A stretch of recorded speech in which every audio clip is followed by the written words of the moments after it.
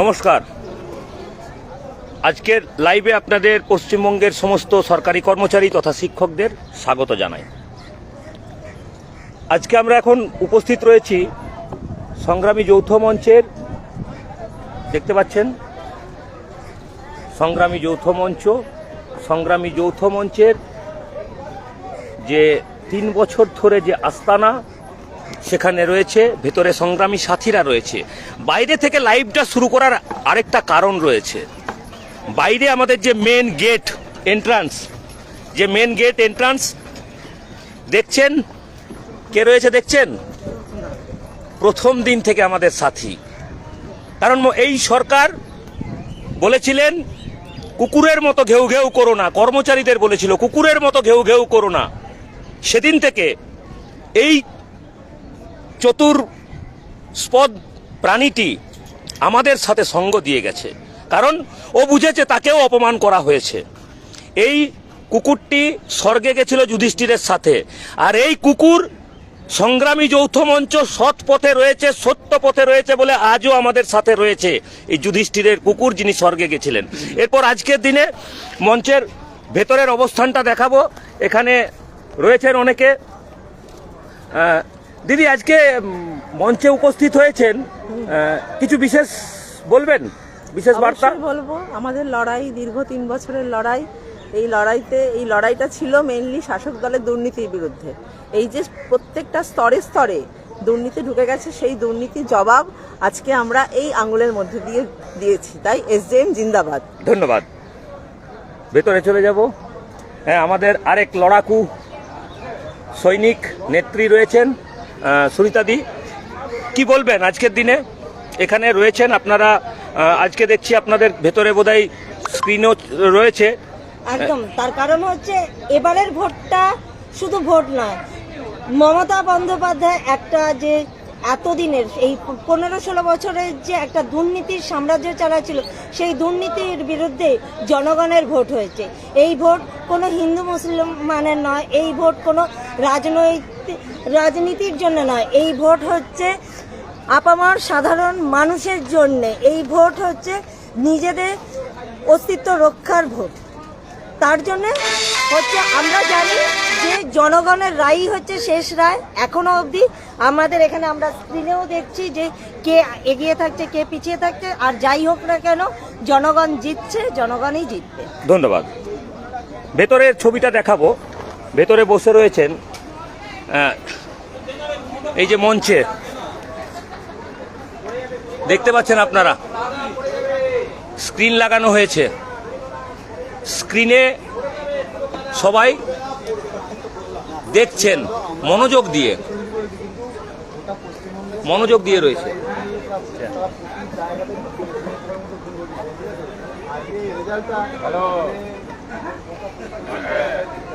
আমাদের এখানে উপস্থিত রয়েছেন আমাদের অন্যতম কনভেনার অনিরুদ্ধ ভট্টাচার্য মহাশয়। অনিরুদ্ধদার কাছ থেকে আমরা কিছু কথা শুনে নেব। দাদা, আজকে মঞ্চে দেখছি আপনাদের স্ক্রিন লাগানো হয়েছে, সেখানে উপস্থিতি কর্মচারীরা রয়েছে, সেখানে দেখছে যে রেজাল্ট অতি উৎসাহের সাথে, যে পরিবর্তন হচ্ছে না প্রত্যাবর্তন হচ্ছে। সরকারি কর্মচারীরা পরিবর্তন হোক বা প্রত্যাবর্তন হোক, সরকারি কর্মচারীদের লক্ষ্যটা কি থাকবে? পরিবর্তন তো প্রায় নিশ্চিত হয়ে এসছে।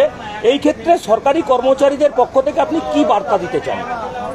পরিবর্তন তো পশ্চিমবঙ্গ সরকারের হচ্ছে না, কারণ পশ্চিমবঙ্গ সরকার হচ্ছে একটাই সরকার এবং সেই সরকারের কর্মচারী আমরা।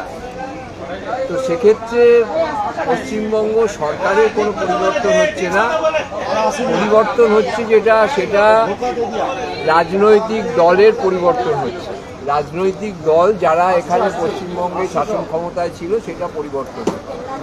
যে রাজনৈতিক দল ক্ষমতায় ছিল তাদের যে কর্মচারী বিরোধী ভূমিকা আমরা দেখেছি, কর্মচারী শিক্ষকদের তারা কুকুর, বেড়া, চোর, ডাকাতের সরকার এইভাবে তারা সম্বোধন করেছিল এই রাজ্যের মুখ্যমন্ত্রী। সুতরাং সেই যে 3.5 বছর ধরে সংগ্রামী যৌথ মঞ্চ এখানে শুরু করেছিল অবস্থান, যে মহার্ঘ ভাতা, উচ্চ আদালতের রায় মেনে মহার্ঘ ভাতা প্রদান, সেই বিষয়টা আমরা 2009 লোপা সংগ্রামী যৌথ মঞ্চ সেটা সুপ্রিম কোর্টে পিট করার সুযোগ পেয়ে সেই আমরা জয়যুক্ত হয়েছি।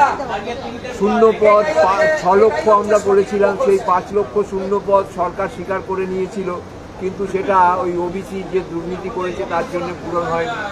অনিয়মিত কর্মচারীদের নিয়মিতকরণ সুপ্রিম কোর্টের রায় হয়েছে, সেটা আমরা করতে পারি, এই সরকার কার্যকর করেনি। সুতরাং আমরা যে কিছু যে দাবি নিয়ে শুরু করেছিলাম এবং আমরা বলেছিলাম যে এই যে সংগ্রামী যৌথ মঞ্চ এটা সম্পূর্ণভাবে একটি অদলীয় সংগঠন, কোনো রাজনৈতিক দলের প্রভাব এখানে নেই। বহুবার আমাদের বিরোধী দল হিসেবে, বিরোধী দলের সংগঠন হিসেবে দাবিয়ে দেওয়ার চেষ্টা হয়েছে, শাসক শ্রেণী থেকে চেষ্টা করেছে, কিন্তু কোনোভাবেই সফল হয়নি। আমরা এই যে অন্যায় রাজত্ব পশ্চিমবঙ্গে চলছিল, বাঙালি জাতির অস্মিতা ধ্বংস করে দেওয়ার চক্রান্ত চলছিল, বাঙালি শিক্ষিত যুবক যুবতী তাদের চাকরি ধ্বংস করে দেওয়ার চেষ্টা, চুরি করে চাকরি চুরি করা হয়েছিল এবং পশ্চিমবঙ্গকে একটি বৃদ্ধাশ্রমে পরিণত করার চেষ্টা হয়েছিল, এবং যে অনিয়মিত কর্মচারী তাদের নিয়মিতকরণ না করে যে এখানে অবস্থা চলছিল, এবং সবথেকে বড় কথা পরিযায়ী শ্রমিক তাদের সম্পর্কে আমরাই প্রথম তুলে ধরেছি যে সরকারি কর্মচারীদের মহার্ঘ ভাতা বাড়লে রাজ্যে দৈনিক মজুরি বাড়ে, এটা আমাদের আগে কেউ বলেনি। সুতরাং এই বিষয়গুলো আমরা সেই জায়গা থেকেই আমরা বিষয়টা দেখছি যে রাজ্যে যে মানুষ তারা সংগ্রামী যৌথ মঞ্চের ডাকে সাড়া দিয়ে এই যে অন্যায় রাজত্ব, এই যে দুর্নীতির রাজত্ব যে দলটি চালাচ্ছিল তার বিরুদ্ধে জনমত আজকে প্রতিফলিত হয়েছে, এবং নির্বাচন কমিশনও স্বচ্ছভাবে সেই নির্বাচন পরিচালনা করেছে সংগ্রামী যৌথ মঞ্চ। সেক্ষেত্রে আমরা একটা ভূমিকাও রেখেছি যাতে এই নির্বাচন স্বচ্ছভাবে পরিচালিত হয়, এবং সেই জায়গা থেকে আজকে আমরা কিছুটা আত্মতৃপ্তি অনুভব করছি যে আমাদের এই যে সংগ্রামের বার্তা আমরা পশ্চিমবঙ্গের মানুষের কাছে পৌঁছে দিয়েছিলাম। কিন্তু আমরা একথাও বলছি যে রাজনৈতিক দলই ক্ষমতায় আসুক, সেই রাজনৈতিক দলকে সমাজকে সবসময় চোখে চোখে রাখতে হবে। বাঙালি জাতি যেটা ভুল করে সেটা হচ্ছে একটি রাজনৈতিক দলের উপরে দায়িত্ব দিয়ে সব নিজের দায়িত্ব ভুলে যায়। কিন্তু আপনি যদি পশ্চিমবঙ্গকে বাঁচাতে চান তাহলে আপনাকে দুর্নীতির বিরুদ্ধে লড়তে হবে, তাহলে আপনাকে অন্যায় নীতির বিরুদ্ধে লড়তে হবে, ধর্ষণের বিরুদ্ধে লড়তে হবে। এই যে নীতি, যে মদ খাইয়ে মদ্যপান করে আমরা বলেছি যে পশ্চিমবঙ্গটা চোর ভিখিরি এবং মাতালের রাজত্বে পরিণত হয়েছে, সেই সংস্কৃতিকে আসলে পাল্টাতে হবে। আর যেসব শিক্ষক, বুদ্ধিজীবী, গায়ক এরা ইত্যাদি নাট্যকার তারাও দেখেছি যে তাদের লেখা পড়ে, তাদের গান শুনে এই রাজ্যের মানুষ ওই চোর এখন সরকারি কর্মচারী হিসাবে নতুন যে সরকার আসবে তাদের কাছে আপনাদের কি আশা? এই সরকার, যে রাজনৈতিক দল যারা সরকারে আসবে তারা নির্বাচন ম্যানিফেস্টোতে বলেছে যে 45 দিনের মধ্যে তারা 7ম বেতন কমিশন চালু করবে। কিন্তু আমরা 45 দিন অপেক্ষা করে দেখব, নিশ্চয়ই আমাদের সেই সরকারকে সেই সময়টুকু আমরা দেব। এবং তার পাশাপাশি মহার্ঘ ভাতা স্থায়ী আদেশনামা এআইসিপিআই অনুযায়ী, যেটা হচ্ছে দিল্লি এবং বঙ্গভবনে, দিল্লি বঙ্গভবন এবং চেন্নাইতে কর্মরত বা বিভিন্ন রাজ্যে এই রাজ্য সরকারি কর্মচারীদের এআইসিপিআই অনুযায়ী দিয়ে দেওয়ার যে স্থায়ী আদেশনামা আছে সেই আদেশনামা প্রকাশ করতে হবে। এই দাবি আমাদের রয়েছে। 6 লক্ষ শূন্য পদ ওই দল প্রতিশ্রুতি দিয়েছে, তারা নাকি 2 কোটি চাকরি দেবে, সেটা না দিয়ে অন্তত এসএসসির মাধ্যমে, এবং যারা 15,000 যারা চাকরিহারা, যারা নিজেদের যোগ্যতায় চাকরি পেয়েছিলেন 26,000-এর মধ্যে, আজকে তাদের সেগ্রিগেশন হয়ে গেছে। সুতরাং তাদের চাকরিতে ফেরাতে হবে, অনিয়মিত কর্মচারীদের নিয়মিতকরণ করতে হবে, এবং যারা যোগ্য তাদেরই নিয়মিতকরণ করতে হবে। এইগুলো আমরা প্রত্যাশা করব, এবং যদি সেই নির্দিষ্ট সময়সীমার মধ্যে না হয় আমাদের লড়াই যেমন চলছে সেই রকম লড়াই চালিয়ে যাবে। বেশ, ধন্যবাদ আপনাকে। দেখবো কর্মচারীদের মধ্যে একটা বেশ উচ্ছ্বাস রয়েছে, স্বাভাবিকভাবে উচ্ছ্বাস থাকারও কথা, কারণ আমরা সরকারি কর্মচারী, আমাদের লড়াই কোনো রাজনৈতিক দলের বিরুদ্ধে ছিল না, আগামী দিনেও কোনো রাজনৈতিক দলের পক্ষেও থাকবে না। আমাদের লড়াই পশ্চিমবঙ্গের সমস্ত কর্মচারীদের, বঞ্চিত কর্মচারীদের জন্য। আমাদের লড়াই ছিল পশ্চিমবঙ্গের যুব সমাজের জন্য। আমাদের লড়াই ছিল যারা পশ্চিমবঙ্গে প্রতারিত হয়েছে প্রতিনিয়ত, যাদের ভোট লুট হয়েছিল, ভোট দিতে পারেনি, সরকারি কর্মচারী হিসাবে আমরা সেটা দায়িত্বটা শুধুমাত্র নিয়েছিলাম। কোন দল রাজনৈতিক ক্ষমতায় আসবে এটা আমাদের কাছে বড় বিষয় নয়।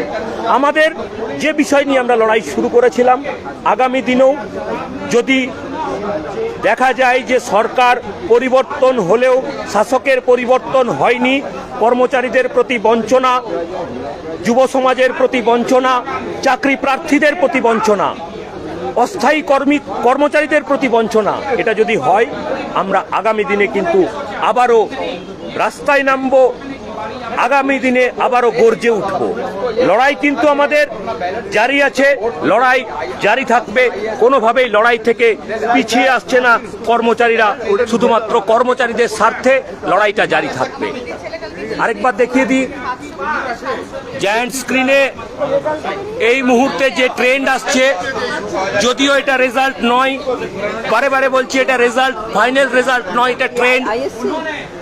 ট্রেন্ড 191 আর 92, 191 বিজেপি, 193 বিজেপি, টিএমসি 92।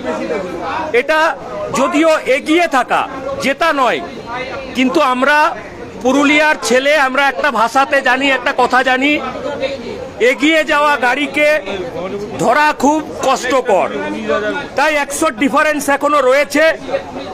ধাপ্পা সভ্যতার পতন অনিবার্য। একটা কথাই বলবো, সরকারি কর্মচারীরা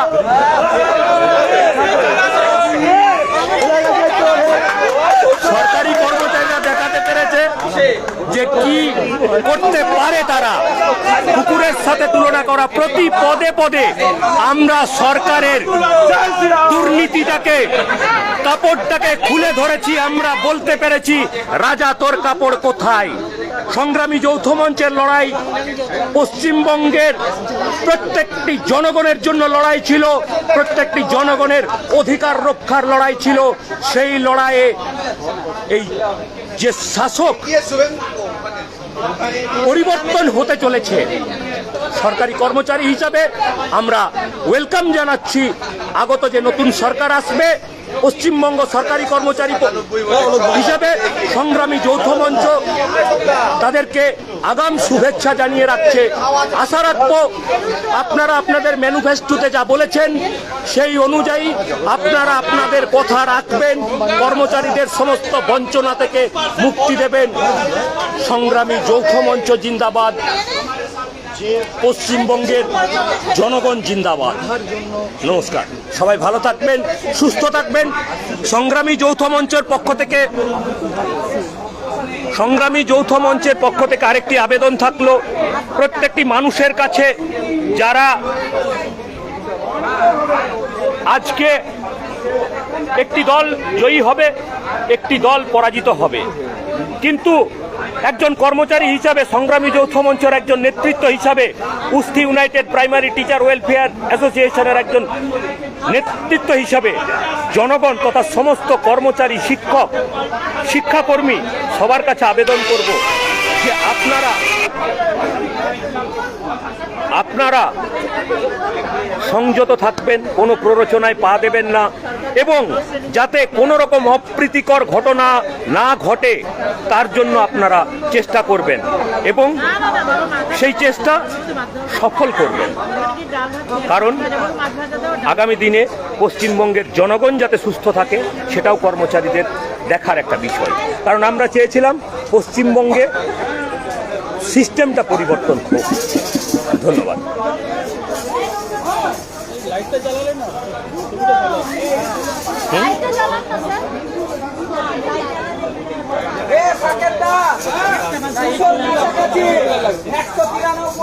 आपका बार 200 पार আর বাংলাদেশ 200 হয়ে গেছে।